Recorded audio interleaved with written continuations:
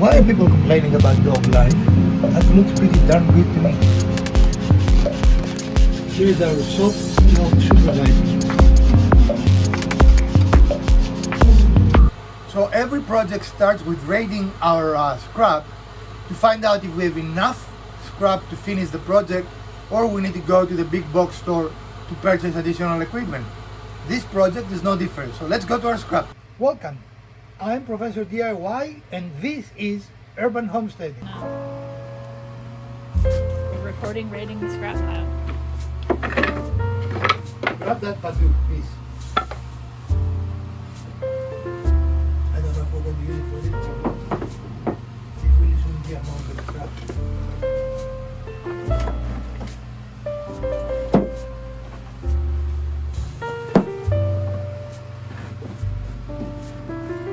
We might be able to use some pieces like this if we have enough. That's not enough, so we need more. What I just said. And then we have some pieces of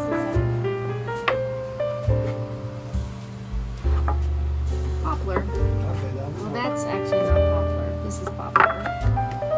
We have another piece here. So that might be something we can use. Okay. So far, these are the scraps that we think we're going to need for our project, and we'll continue looking. Of course, this takes a little bit of time, but we want to make sure we have enough, plus a little bit more in case we mess something up, right? Because mistakes happen. Ask us how we know. So today, once again, we rated our scrap, and we'll build this beautiful stand and display shelf. As always, we're going to show you everything we did, so you can do it yourself, along with tips and tricks and ideas we had as we're doing it along. So stick around, this is going to be a very fun episode.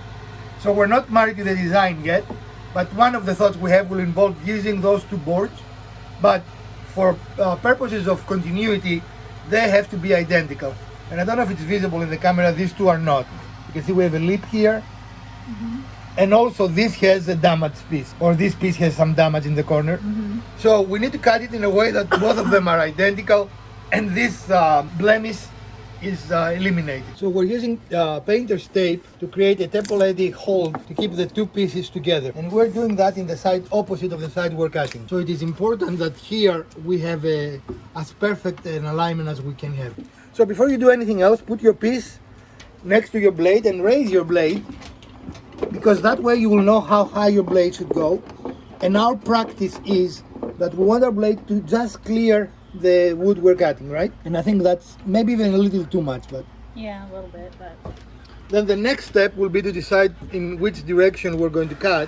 And I would like to cut this direction because we can see where the damage. So we're going to use our miter gauge to push the piece on. And when you use a miter gauge, you should not use a fence as well. In the vast majority of the cases, you should not do that. There are exceptions, but that is for another video. So now we're going to approach the blade, we're not starting it yet, and make sure that this is our correct positioning. As always, the best way to make this cut is with a steady feed rate. Do not push too much and fill the saw so you're going to have the best possible results in the safest possible matter of cutting. Let the saw talk to you. So we're going to use a movable square. I don't know what the correct term is, that's what I call it. A movable square. And we're going to lock it on this distance. We eyeballed it in what we think is approximately half in the middle of this board. And we're going to use this square and make sure that we are in the exact position. So we've marked the width of our piece, and now we need to decide the depth. So we have our piece here and we're going to use it. And with our movable square, We have marked it and it's precisely 3/4 of an inch. But I think that I'd like the depth to be a little bit more. So we're gonna go up just a little bit and see how that looks. so you're using the square to see how much you want, and that's a preference. There is no, that's probably too much, no? There is not a set number here, right? It is an aesthetic thing, how much you want, how taller you want it to look.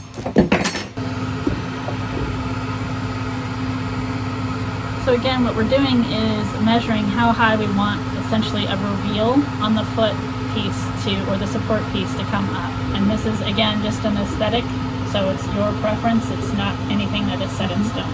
So I think that's good. It's right at 1 inch. Okay. So now we need to mark it on this board the other way. And now we have our measurements for our continued cutting. And so what this is this will be this piece cut out to here and here. So the board, as this foot piece is, or support piece, will sit right in there. And it'll be like a supporting shelf there. Right. When it comes to cutting very strange shapes and curves, the bandsaw is by far our favorite tool to use. And as you can see here, it's the perfect tool for this specific cut. However, if you do not have a bandsaw, it is not really something that should stop you from working on this project or any other project with strange cuts and curves. A jigsaw can do equally good job, but it does not do it as quickly as the bandsaw. But I think with the right blade, it will do as clean a cut as any bandsaw will do. So in this instance, we're using our bandsaw because we have it and because we're enjoying doing it, and it gives us the best cuts that you can get for any kind of curvy cuts that you want in any of your projects. As you can see, we get very consistent results, and with a very little sanding, the project will look absolutely. And as you can see, we have a nice fit here. We need to cut it to width, and we need to do some sanding, and we need to soften the edge here, right? Make it a little, or this edge, right? Yeah. Make a little curve. So we're going to show you how to do all those things. Stick around. Well, you guys want to see how good we are? Look at this. Even an eighth difference will not make it go through, right? We are that good. No, we're not. That was totally accidental. In fact, when we start cutting, we saw, right? But I guess sometimes you get lucky. That was one of those times. Next in the Urban Homesteading channel, an oldie but a goodie. Sanding, Mrs. DIY's favorite. In all seriousness, it is important for this project. You want it to look finished, you want it to look good. And this is one of the advantages why we did everything together. So we're going to sand them together and they will look identical. So this is kind of a tight space, and I also want it to be very sharp and square. So I am not going to use my favorite Hart palm sander, because I don't want anything to be round. I don't want it to be too aggressive. I want to take off very little, enough to make it smooth. So I'm just going to use some sandpaper and a wood block to go ahead and take some of this roughness off. And I may have to change grit here, but that's okay. So a valid question is, why we didn't use the table saw? That would be faster, arguably, than the bandsaw to make those corners, right? And I will show you why.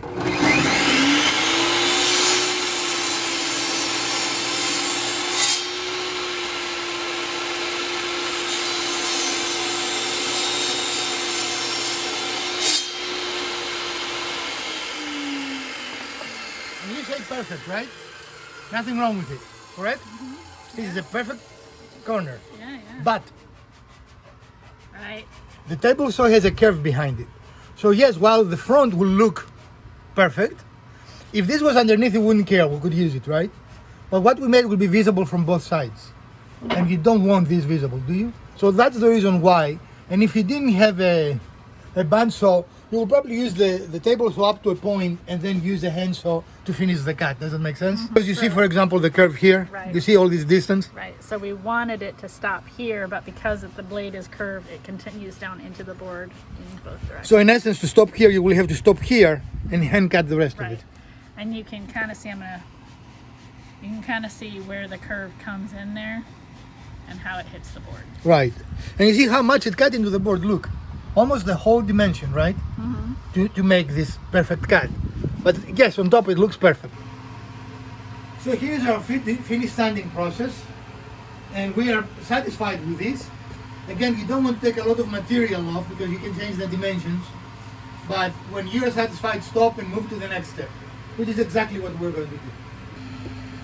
I'm using one of the cutoffs that I had from using the bandsaw for kind of a gentle curve up here at the top. And I just use that as a little template. And I drew the curve in a straight line, just following this this piece all the way down to the height that I want this brace to be.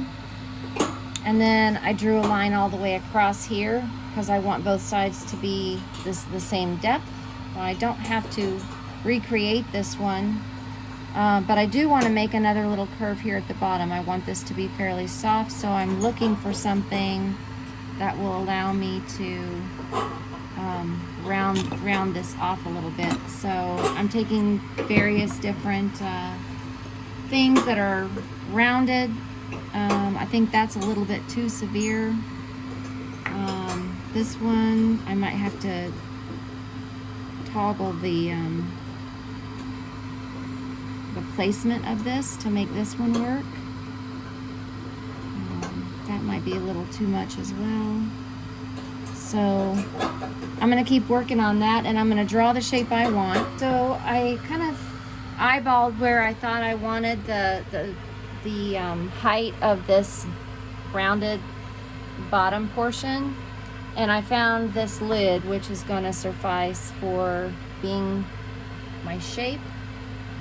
And then I needed to find the middle, so we used this tool again to make sure that it was an equal distance from side to side, so that we have the apex, it's not a triangle, the top of the curve is in the middle of the piece so that it's symmetrical on either side.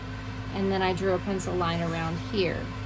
So now I have the shape that I'm going to cut, as well as the total height of the piece here.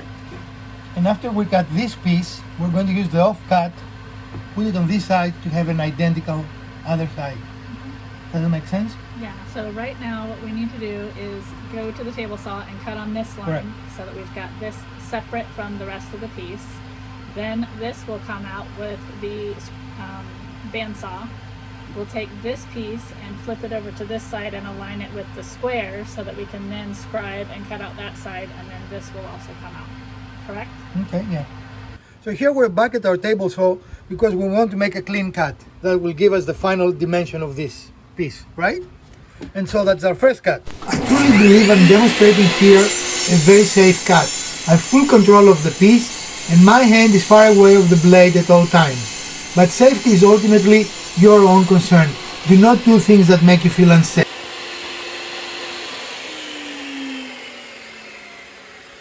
And you might have noticed we didn't cut in our line, we just gave us a little wiggle room, right?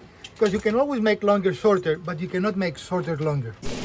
Once again, the bandsaw is the perfect tool for these complex cuts that include a lot of curves.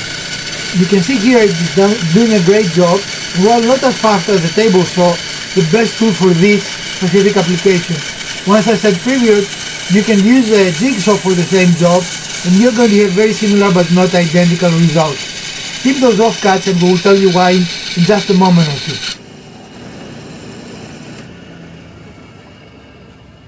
And now we have the negative to go on the other side and make the identical cut. So make sure it's flush on both on top and the side, and I guess the bottom, there is a little bit in the bottom, but yeah, right? Mm-hmm. And when it is flush, take your pencil and mark it.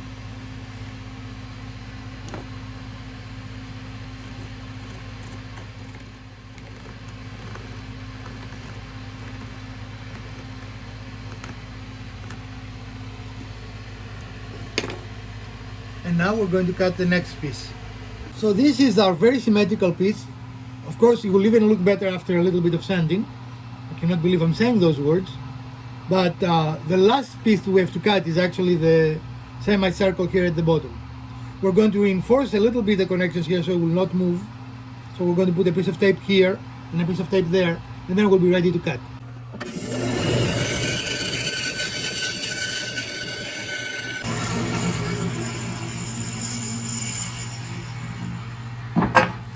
These are our legs and a very nice semicircle. But wait, there is more. Is there? I don't know. I don't know, but those are the legs, and now they have to be sanded, right? Right. A little bit of sanding and we'll be right back. I need to make a jig for this. Holding the vacuum at this location allows for little dust to get in the saw. It really makes it wonderful and makes using this tool much more enjoyable. One of these days I will make a jig and show you how to do it. We found out that would be a very effective way to control dust in the shop while we're using this wonderful machine. So we're softening the edges. We are not, Mrs. DIY is. Mrs. DIY is softening the edges because simply that's the look we are going for. Again, it's a matter of preference. You can leave it with sharp edges and it just changes the look of the piece a little bit. There is no right or wrong here. It is a matter of preference. The design is mostly done, all the cutting is done, unless we change the width of the top of the shelf, you know. 5 years later, the sanding is about to end. Looks like a game controller. Kinda. I like that.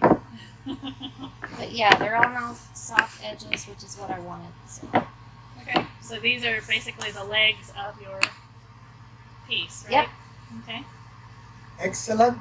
And then the next step is deciding exactly how long you want this to be. Right. Okay. So we're measuring so that it has about a 2-inch overhang on either side. We've made a mark there, and now we're going to scribe across.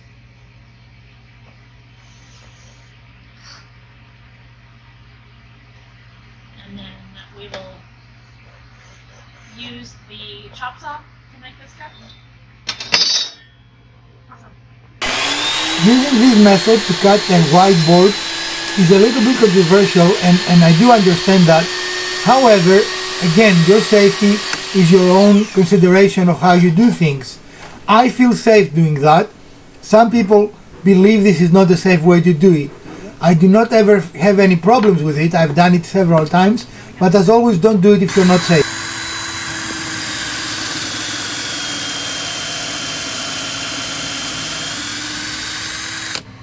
Alright, so what we're doing is we're creating plugs. This is the first time I've made plugs. And so we're using a specialized drill bit that makes those plugs. We're also using this Miles Craft attachment that basically creates a drill press environment, but for a freestanding drill.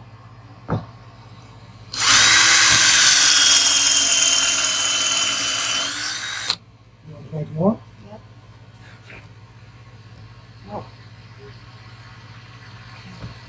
Oh, we need a little.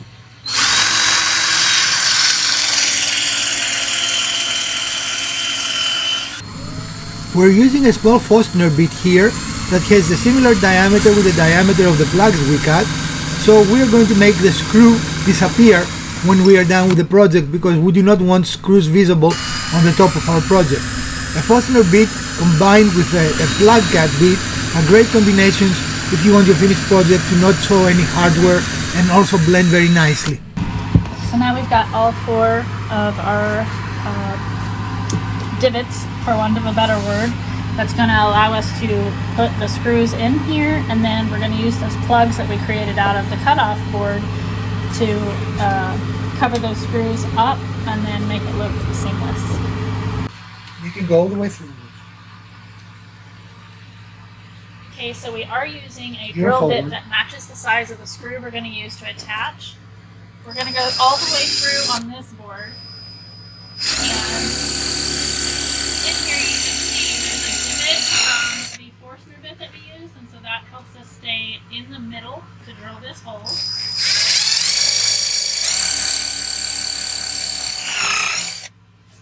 And then when it comes time for these, which are the leg support, we're going to line that up, and we'll use a slightly smaller drill bit to create pilot holes so that the screws, when they go in there, do not split these support pieces.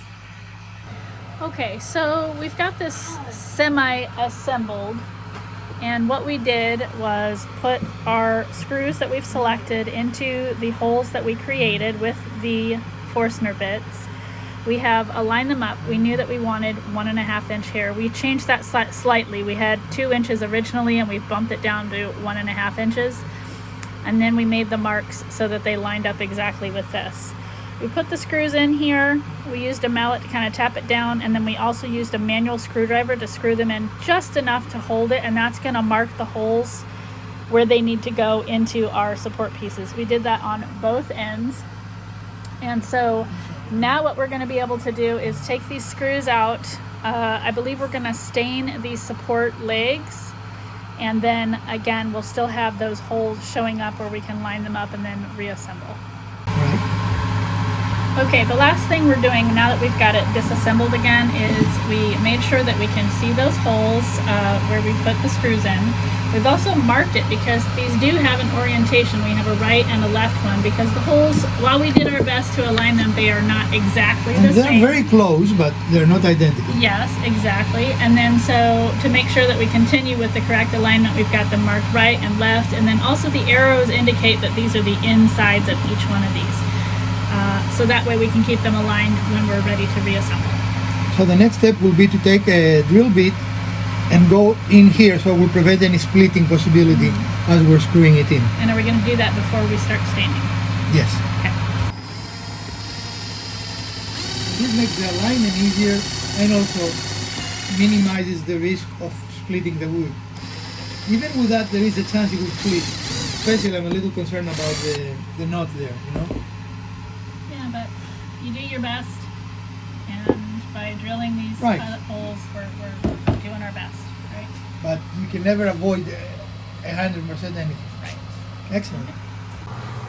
So now we're set up for the staining process, doing a little bit of testing because we have a couple of different stain colors, and we're using those on scraps that are cutoffs from the feet or supports themselves.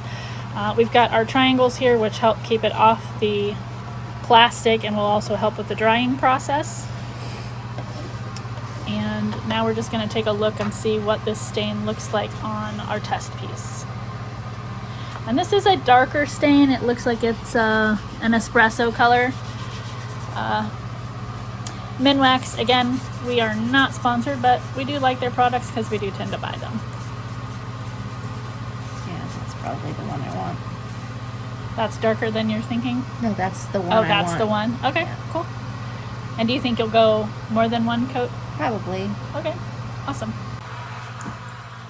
Okay, the moment of truth. The actual piece.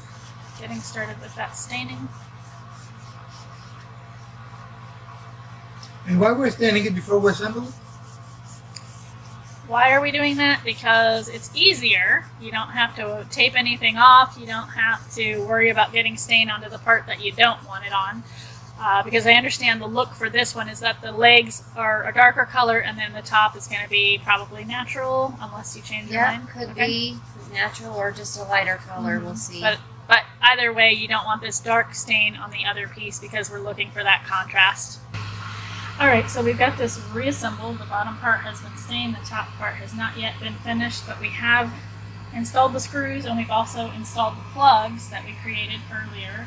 And now we're going to take this flush cut saw and cut them down.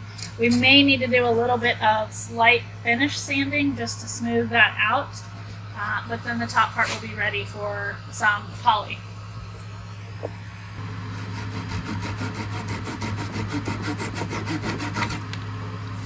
And as you can see, that really makes those holes blend in. So again, we're taking just a very light finish sandpaper to clean this up, blend these in, and make the surface, that finish smooth. When you use that saw blade, it does rough it up a little bit, so that's why we're just coming back really lightly with the sandpaper. And now we're applying poly on the top and more than likely on the legs as well. And poly is a good finish for a project like that because it can minimize any damage that you can do by accidentally putting a drink on this shelf or by keep making it a little more scratch resistant. And it does bring the grain of the wood up, you know. We are very, very pleased with our plugs. And in the past we've done something similar with using dowels, but it does not have the same outcome. I think dowels are much better when you want to make a contrast. Yeah, because when you're using dowels, you get that contrasting wood, and here we made sure to use the same wood from the same board. So our piece is polished, and of course we finish with the stain, and we are very happy with the outcome. This is the final piece. It is elegant, It is not very much the usual type of thing we build, but we had fun doing it. And Mrs. DIY, was that the vision you had? Very much so. I think it's really beautiful, especially with the contrasting wood grain. And we made use of some scrap wood that we had lying around to make something really beautiful and useful. And while the design is to be a monitor stand, it can be used for a display as well, like a display shelf. You can even put plants on it or crystals or whatever you're into, right? Right. I like model airplanes. It will be an awesome display for little. It could even be one of those table risers like what we made. Right, It's just yeah. a different style. And that is one of the things, you can adapt things. They don't necessarily have to have a singular purpose, right? Our choice was to finish it this way. Of course, always you can leave it unfinished or you can paint it. In general, we do not like painting wood, but we have done it in the past. So Mrs. DIY and Elpida, how much something like that will cost? Are you talking about retail? Yeah, or if you want to buy it. it'll probably be close to $100, maybe Actually, more. I've seen it for $179. Right. So we're talking about $100 and $200 for something that I don't think will be as well constructed as this, right? Right. In our case, we utilized our scrap, so it didn't cost anything to us. But even if we were to buy it from the big dollar store, this will be a $10 project for the material we use. And often you can actually buy scrap pieces that they're cuts off from other pieces for really cheap. So this cost us $10 to build, excluding our time, and 4 screws. How much 4 screws cost? Like 40 cents. Not expensive to build, but you can sell it if you decide for a very high number, and if you give it as a gift, people will really appreciate. So not a very expensive project. Well, we hope you enjoyed this episode, and if you did, we'd appreciate a thumbs up. If you didn't hit the other button twice, share, like, subscribe. Let us know, do you want more episodes like this in the future? From Professor DIY, Mrs. DIY and Elpida, let's build something together.